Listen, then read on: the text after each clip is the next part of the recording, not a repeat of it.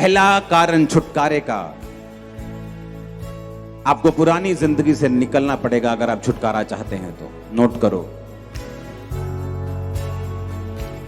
पुरानी जिंदगी में रहकर, उसके तौर तरीकों से रहकर आप नए छुटकारे को हासिल नहीं कर सकते।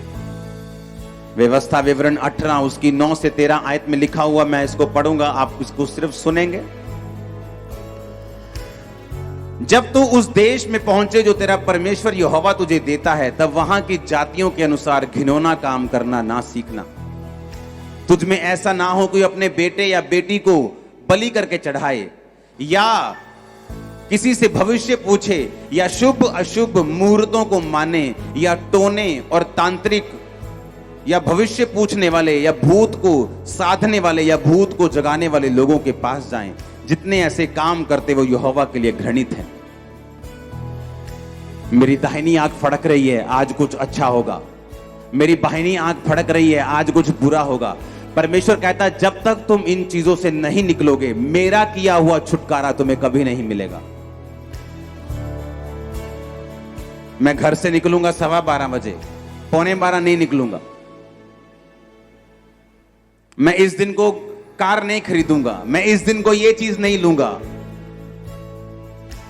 परमेश्वर ने कहा जब तक तुम अशुभ और शुभ मुहूर्तों को मानते रहोगे, मैं तुम्हारा छुटकारा नहीं कर पाऊंगा।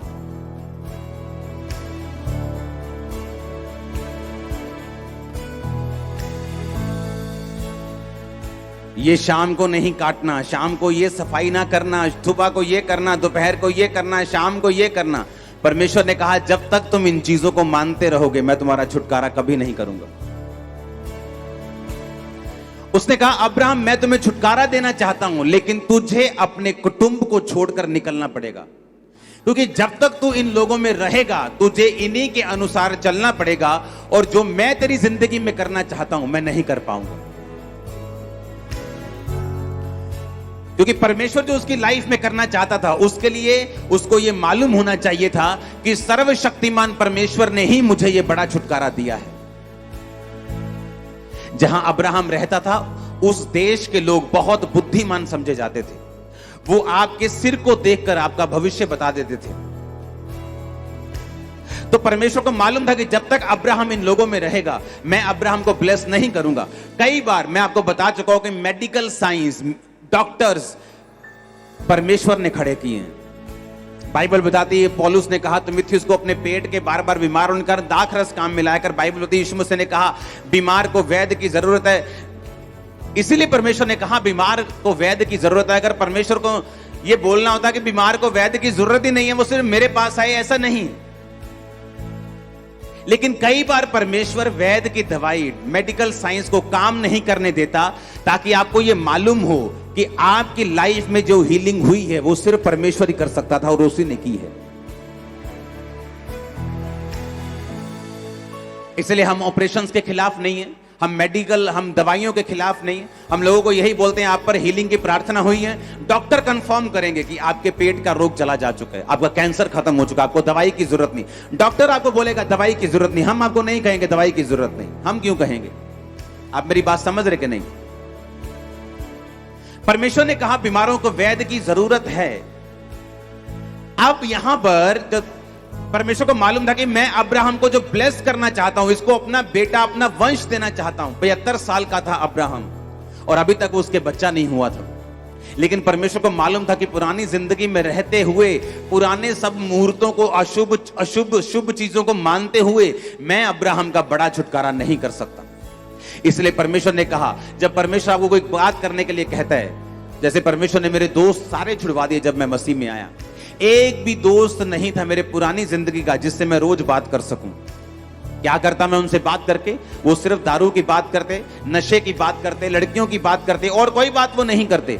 और धीरे धीरे परमेश्वर ने वो दोस्त 1-2 महीने में मेरे छुड़वा दिए, क्योंकि परमेश्वर जानता था कि जब तक ये पुरानी जिंदगी में रहेगा, एक बड़ा छुटकारा, एक बड़ी लाइफ, एक बड़ी योजना जो मैं इसे दिखा रहा हूं, ये देख नहीं पाएगा। उसके लिए मुझे पहले इसको अलग करना पड़ेगा, अलग करके तैयार करना पड़ेगा, और उसके बाद मैं इसे सिखाऊंगा, समझाऊंगा, खड़ा करूंगा, छुटकारा दूंगा, जैसा आज आपके सामने है।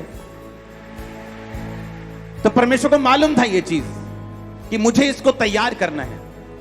जब कुम्हार मिट्टी बनाने के लिए बर्तन को तैयार करता है तो वो क्या करता है? पहले ग्राउंड में से एक ग्राउंड में से एक जगह से मिट्टी को इकट्ठा करता है वो। अगर बर्तन बोले कि नहीं मुझे बर्तन भी बनना है, मुझे सबसे अलग भी दिखना है, मुझे वो मिट्टी नहीं बनना जो पैरों के नीचे आती है, मुझे वो बर्तन बनना है जो मुंह से लगाया जाता है, लेकिन मुझे इसी मिट्टी में रहना है, मुझे इसी ग्राउंड में रहना है, तो ऐसा पॉसिबल नहीं। उसे उस ग्राउंड से निकालना पड़ेगा अगर उसे मिट्टी का बर्तन बनना है तो। बाइबल कहती है जब उसे ग्राउंड से निकाला जाएगा, उसे अलग ले जाया जाएगा और फिर उस पर क्या होता है? उसको बपतिस्मा दिया जाता है, मिट्टी को गीला किया जाता है, मिट्टी को गूंथा जाता है। इसलिए बपतिस्मे के बिना कभी भी आपका छुटकारा नहीं होता, बाइबल कहती है।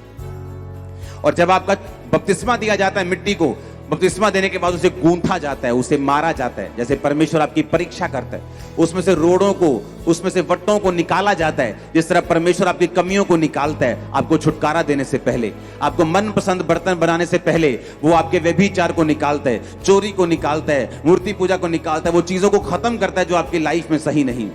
उसके बाद क्या करता है? जब आप में से अशुद्धियां खत्म हो जाती, फिर वो आपको बर्तन के ऊपर, उस मिट्टी की मशीन के ऊपर रखता है, अंदर से सहारा देता है, बाहर से ठोकता है। परमेश्वर आपको परीक्षा में डालता है, अंदर से सहारा भी देता है ताकि आपको अच्छी शेप दी जा सके। उसके बाद वो आपको आग में रखता है, कई बार परख में रखता है, आग की परख में रखता है।